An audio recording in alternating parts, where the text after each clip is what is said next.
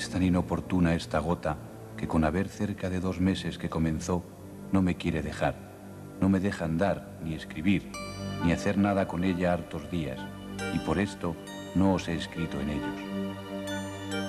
Así le decía Felipe II en el verano de 1587 a su hija Catalina Micaela, en una carta tan breve que parece poco más que la nota de disculpa de quien casi no puede ni escribir. Sin embargo, aún convaleciente, el rey se esfuerza por hacerlo de su puño y letra para demostrar el afecto que siente por su hija pequeña, a la que ha casado con un duque en las lejanas tierras del Piamonte italiano. La gota es una vieja compañera con la que Felipe II ha terminado por acostumbrarse a vivir. Pese a ella, el rey se entrega a las 3 cosas que verdaderamente le gustan: caza, trazas y jardines, y también se dedica a esas otras muchísimas tareas que no son tanto de su agrado, pero que le caben como a rey católico encargado de gobernar un imperio casi universal. En buena medida son las manos del monarca las que, escribiendo sin cesar, hicieron posible que el suyo fuera un imperio en el que, según un contemporáneo, su nombre suena desde donde nace el sol hasta donde el sol se pone. Ocupado en hacer que su nombre siguiera sonando de una punta a otra de su imperio, Felipe el Hombre encontró tiempo y fuerzas para escribir esa breve carta a su hija menor, que cierra con un «vuestro buen padre», como era habitual.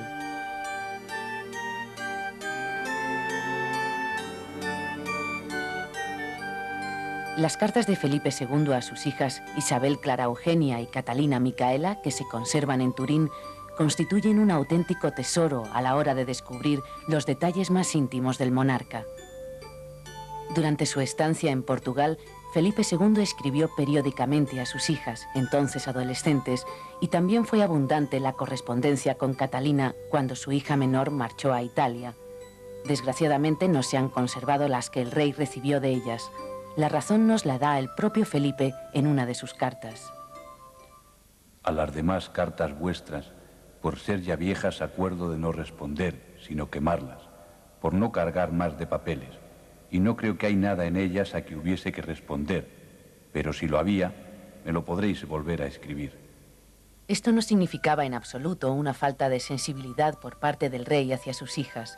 En otra de sus cartas, confesaba haber contado los días desde la marcha de Catalina. Ayer hizo 3 años que os embarcasteis y que no os veo, que no me ha dado ahora poca soledad, y sé que con razón la puedo tener de vos, por lo que me queréis y yo os quiero. Otra relación intensa y muy especial fue la que Felipe II mantuvo con sus 2 hermanas, María y Juana.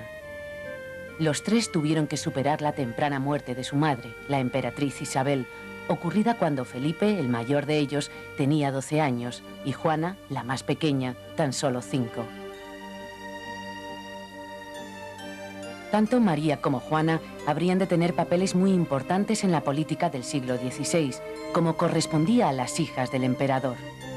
Y también ambas terminarían viviendo en el convento de las Descalzas Reales, que se convirtió así en el segundo lugar más importante de la corte, después únicamente del Palacio del Rey. Felipe II tuvo también 2 hermanastros, Margarita de Parma y don Juan de Austria.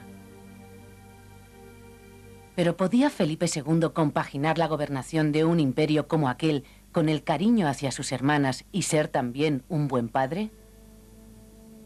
Ningún cuadro genealógico moderno logrará por sí solo hacernos comprender lo que suponía exactamente formar parte de una familia como la de los Austria, los Avís, los Valois, los Tudor o cualquier otra de las dinastías cuyos miembros ocuparon un trono en la Europa del siglo XVI. Por más fieles que sean en sus datos, deben rendirse a la inmediatez fascinante y algo mágica que poseen los árboles genealógicos antiguos. Sus apretadas ramas revelan parentescos más o menos cercanos que podrían terminar por ser invocados a la hora de reclamar un territorio. Sus enrevesados nudos atestiguan la existencia de enlaces matrimoniales cruciales que con el paso del tiempo vendrán a solucionar algunas de las frecuentes crisis sucesorias y muestran algunas claves de la política general del siglo XVI, cuando una familia real era algo más que una familia. Europa Europa estaba entonces construida en su mayor parte sobre comunidades políticas no muy bien estructuradas y que necesitaban, por lo tanto, reconocerse a través de una determinada dinastía.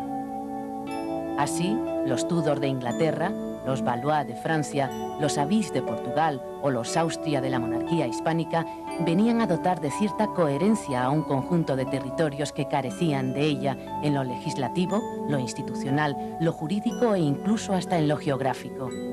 En el siglo XVI, los asuntos familiares de los miembros de una dinastía pueden ser calificados de cuestiones de Estado. En esta magnífica estampa de la sucesión de los Austria, Felipe II aparece rodeado de sus 4 esposas, como un nudo más en la casi interminable progenie de los Habsburgo. En el archivo de Simancas se guardan y también se cuidan y se restauran cuando es necesario 3 de las capitulaciones matrimoniales de Felipe II. Solo falta aquí la de Isabel de Valois. Los 4 matrimonios son un buen ejemplo de la estrecha relación que había entre la política y las alianzas matrimoniales que se establecían entre las distintas coronas, como uno de los instrumentos básicos de la lucha política internacional. Bajo estas premisas se produjo el primer matrimonio del joven príncipe Felipe con María Manuela de Portugal.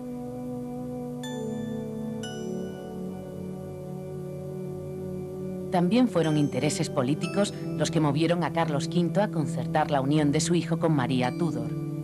El matrimonio con la reina de Inglaterra, que convertía a Felipe en rey consorte de aquel país, era una oportunidad perfecta para crear una fuerte alianza anglo-española contra el enemigo común en aquellos momentos, Francia.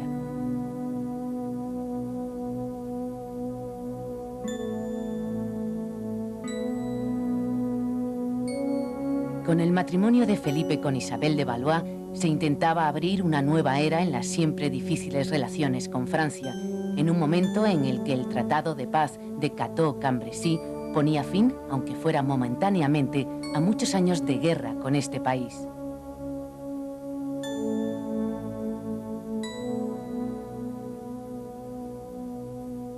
Finalmente, en 1570, se produjo el enlace de Felipe II con su sobrina Ana de Austria. Felipe entonces tenía 43 años, pero aún no tenía un heredero varón.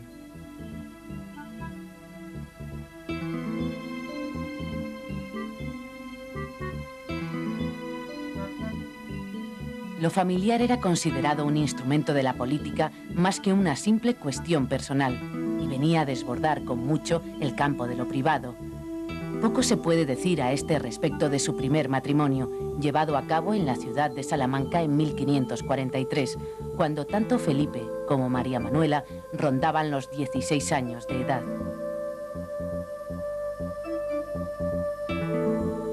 La joven esposa murió el 8 de julio de 1545, pocos días después de dar a luz a su hijo, el príncipe don Carlos.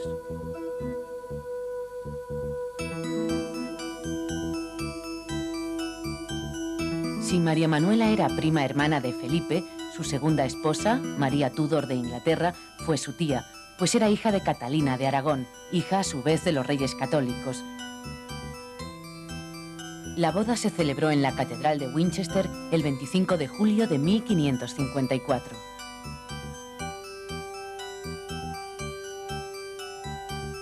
Justo el día anterior a la boda, la pareja recibió la visita del enviado personal del emperador, que llevaba a Felipe, como regalo de bodas, su investidura como rey de Nápoles y duque de Milán. De los 4 años que duró el matrimonio, Felipe solo estuvo junto a su esposa 15 meses. María Tudor murió el 17 de noviembre de 1558 y con su muerte todos los poderes de Felipe en Inglaterra se extinguieron automáticamente.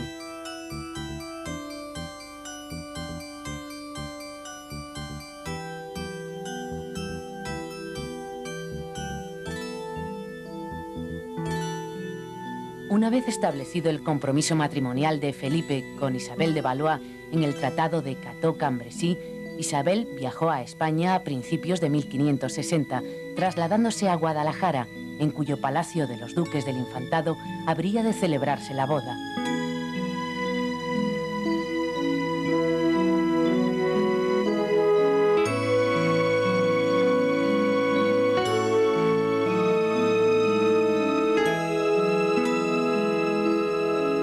Felipe era casi 20 años mayor que Isabel, que con solo 14 años aún era una niña.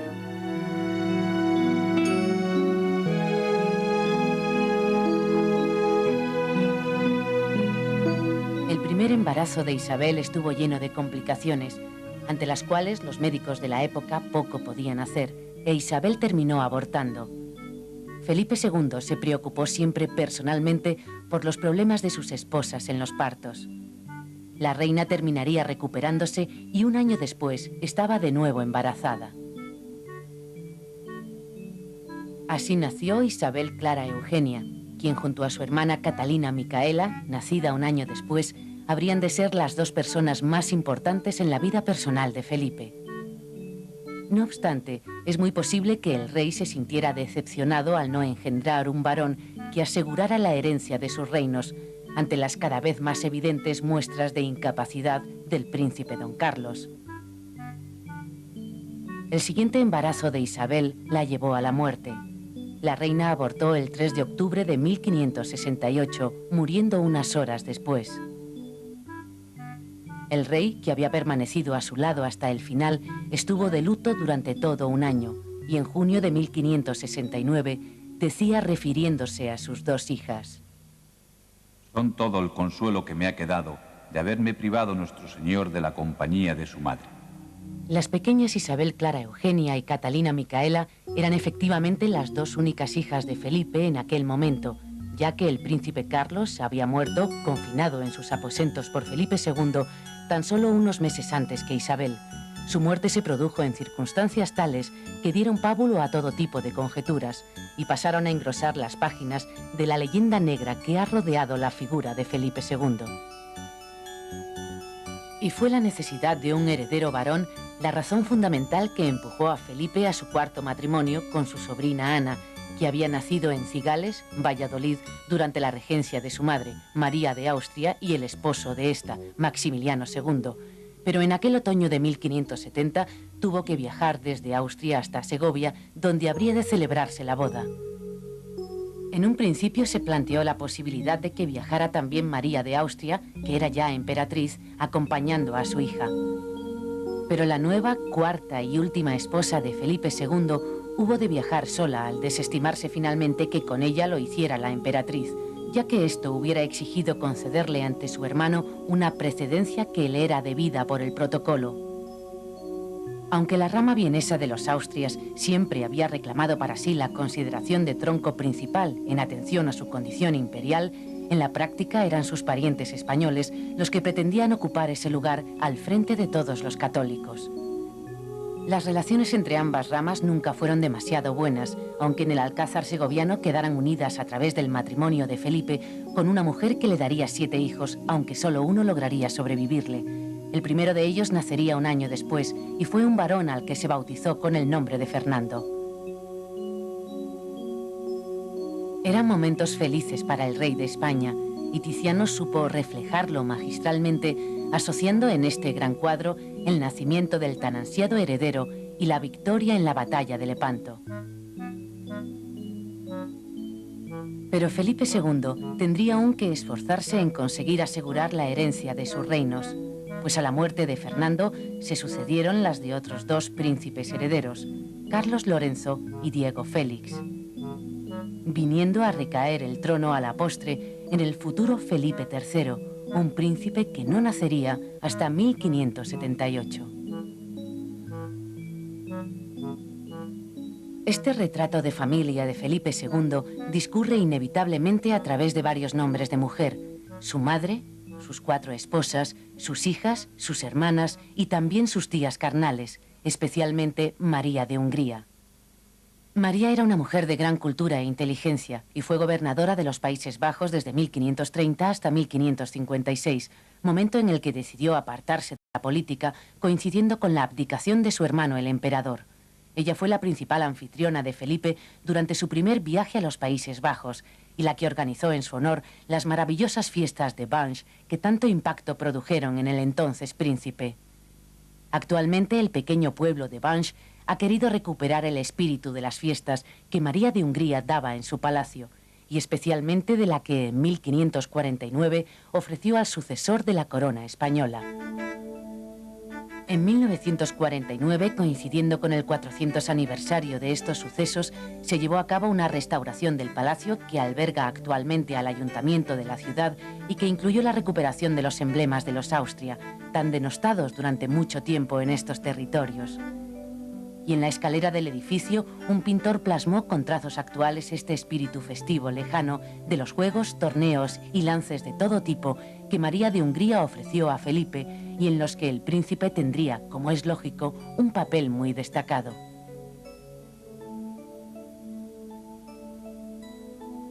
Margarita de Parma fue también gobernadora de los Países Bajos, ya que Felipe decidió dejar a su hermanastra en este difícil cargo a partir de 1559. Pero es entre estos muros del convento de las Descalzas Reales de Madrid donde encontramos las huellas del más cálido amor fraterno de Felipe. Fue la menor de ellas, Juana, la que hizo construir este magnífico palacio-convento cuando decidió retirarse del primer plano de la política. Anteriormente había asumido la regencia de España y para hacer este servicio a su dinastía debió dejar en Lisboa, donde había contraído matrimonio, a su hijo de pocos meses, don Sebastián, que llegó a ser rey de Portugal y al que no volvería a ver nunca más. Fue la única mujer jesuita de la historia y su muerte en 1573, a los 38 años de edad, fue un duro golpe para el rey.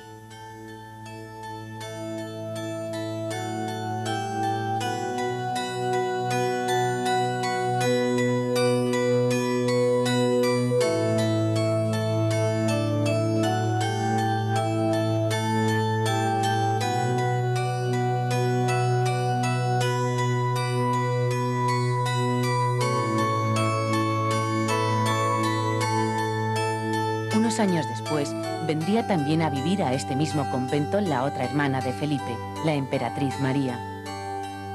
Así, el encuentro entre Felipe y su hermana, que no se pudo producir en 1570, se celebró por fin en 1582, cuando María ya había enviudado del emperador Maximiliano II, lo que, por otra parte, resolvía el problema de las precedencias, y decidió regresar a España. Escribiendo a sus hijas desde Portugal, el propio rey nos ha dejado un relato de cómo se produjo el encuentro bajo una copiosa lluvia.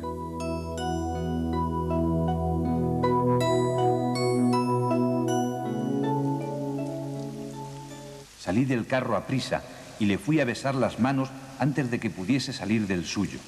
Y lo que ella y yo holgaríamos de vernos lo podéis pensar, habiendo 26 años que no nos habíamos visto, y aún en 34 años, solo 2 veces nos hemos visto y bien pocos días en ellos.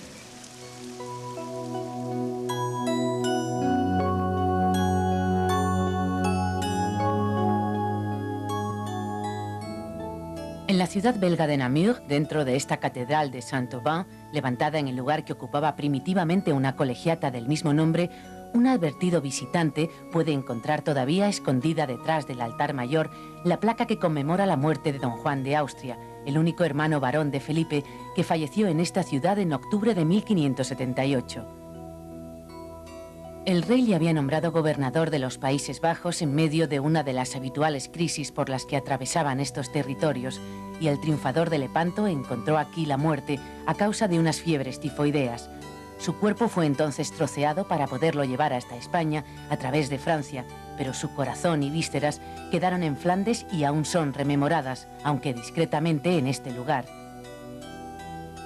Don Juan de Austria había nacido en 1547, 20 años después que Felipe, y era fruto de los amores del emperador, que entonces tenía 47 años, con la joven flamenca de 18, Bárbara Blomberg. Según era el deseo de su padre, Felipe aceptó a don Juan plenamente como hermano, aunque nunca quiso otorgarle el título de alteza, y con el transcurrir de los años terminaron surgiendo en el corazón de Felipe ciertas desconfianzas hacia don Juan, debidas en parte a recelos personales y también al doble juego del secretario Antonio Pérez.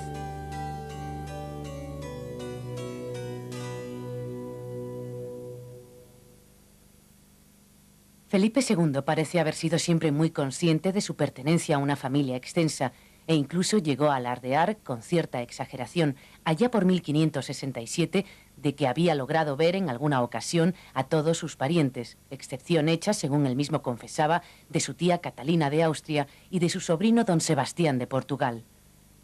Con este último se entrevistó por fin en el monasterio de Guadalupe en 1576, pero a su tía Catalina tuvo que conformarse con conocerla a través de los cuadros que, como este de Antonio Moro, formaban parte de su impresionante galería de retratos de familia. La mezcla de frialdad y afecto es una característica de las relaciones entre Felipe II y los miembros de su familia. El hijo devoto que lleva los restos del emperador Carlos y de la emperatriz Isabel al monasterio de El Escorial es el mismo que en los años finales del reinado de su padre se opone abiertamente a su política imperial. El que fue severo juez con su hijo don Carlos es también el padre cariñoso que escribe cartas deliciosas a sus hijas Isabel Clara Eugenia y Catalina Micaela. Aquel que veíamos correr apresurado bajo la lluvia hacia su hermana María es el mismo también que se opuso una y otra vez a que los Países Bajos pasaran a su soberanía. Ahora bien, el porqué de esta conducta de Felipe no hay que buscarlo en algún rasgo oculto y oscuro de su carácter. Afortunadamente, la historiografía actual ha superado de forma definitiva las imágenes truculentas que nos habían llegado de Felipe II y se limita a explicar su actuación en el marco determinado de la cultura política y material de la segunda mitad del siglo XVI, en la que todas aquellas decisiones que hubo de tomar, incluso las más conflictivas, encuentran explicación de una u otra forma. Esto no significa que se pueda ignorar la existencia de sus múltiples y contrapuestas imágenes, porque a lo largo de los 4 siglos que nos separan de su muerte ha habido muchos Felipes II, y todos ellos han de ser reconocidos porque existen en la cultura y en la mentalidad de cada época. Tampoco hay que olvidar que sus propios vasallos fueron bastante duros en los juicios que hicieron sobre el rey. Para la mayoría de ellos, Felipe II estaba haciendo demasiadas cosas y en todas ellas la regia voluntad se hacía notar cada vez más.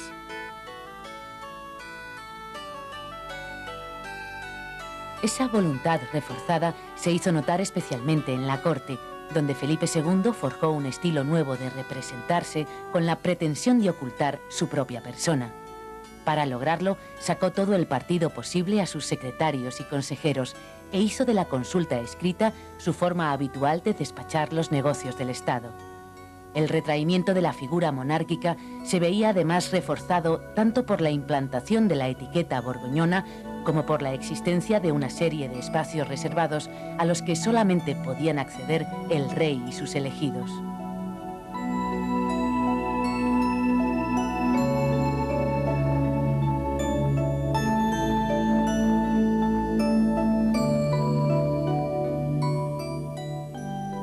Estos espacios del rey oculto se completaban con la multiplicidad de palacios y sitios reales que, rodeando la corte, formaban una auténtica red de lugares en los que el rey pasaba buena parte de su tiempo, dedicándose, claro está, a sus 3 aficiones favoritas: caza, trazas y jardines, y desde los que entraba en comunicación con su dilatadísimo imperio. Pocos monarcas fueron tan conscientes como Felipe II de la importancia de los espacios y de los magníficos resultados que podía obtener quien los controlase a su voluntad, como quedó reflejado perfectamente en este monasterio de El Escorial.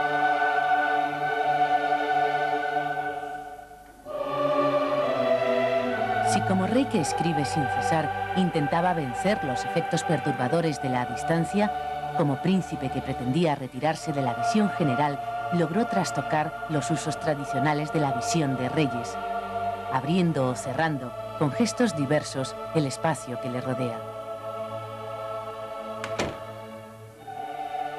Ante quienes reciben audiencia o lo ven participar en alguna ceremonia, puede presentarse lejano e imponente, rodeado de un espacio simbólico impenetrable. Puede el rey, en cambio, dar muestras de fresco ingenio oral cuando departe con los cortesanos de su círculo más íntimo, forjando así esa larga serie de dichos y anécdotas que parece inagotable y que alguien calificó como el lado amable de un rey severo.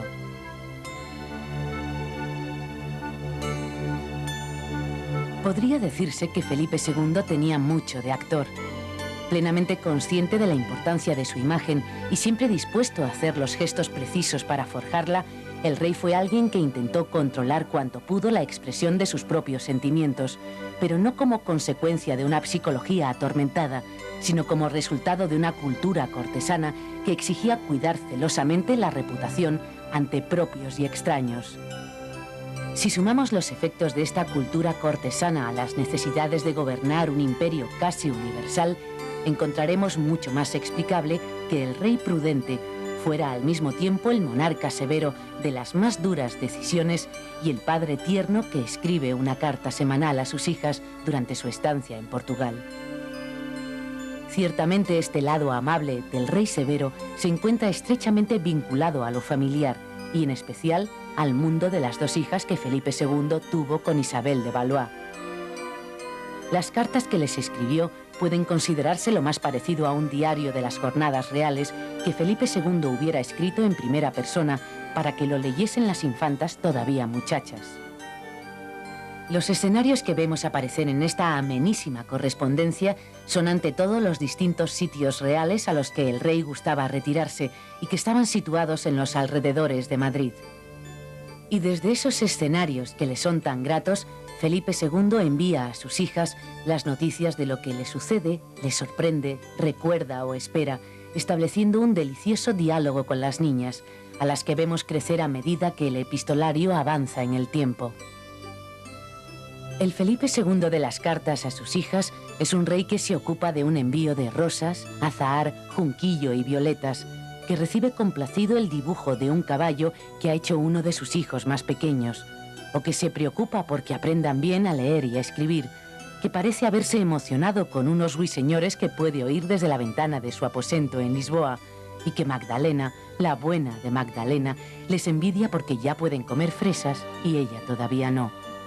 Esta envidiosilla Magdalena, de apellido Ruiz, se trataba en realidad de una truancilla de palacio, una especie de bufón con sayas, que junto a otros más como Agustín Profit, llamado el Calabrés, habían acompañado al rey en su viaje a Portugal para divertirle con sus bromas y juegos. De algún modo, se puede considerar que estos personajes formaban parte también de la familia real, hasta llegar el caso de que algunos, como Pedro Hernández de la Cruz, Perejón, era tan cercano a Felipe II que se le llegó a llamar, irónicamente, privado del rey.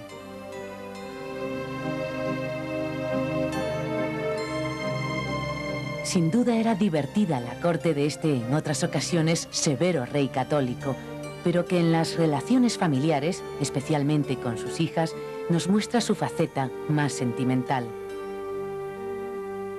Es una lástima que no se hayan conservado las cartas que Felipe recibió de sus hijas. Ellas nos hubieran dado la otra visión, la que Isabel Clara Eugenia y Catalina Micaela tenían de su padre. Pero por las respuestas del rey podemos adivinar un mundo feliz de juegos, dibujos de niños, bromas, miedos y hasta de fresas y ruiseñores. Ese Felipe II que cierra sus cartas con un evocador, vuestro buen padre, es tan cierto como el monarca que hizo gala de una majestad impenetrable, el que era criticado en coplas y pasquines dentro y fuera de su corte, o el que hacía sonar su nombre en las 4 esquinas del mundo.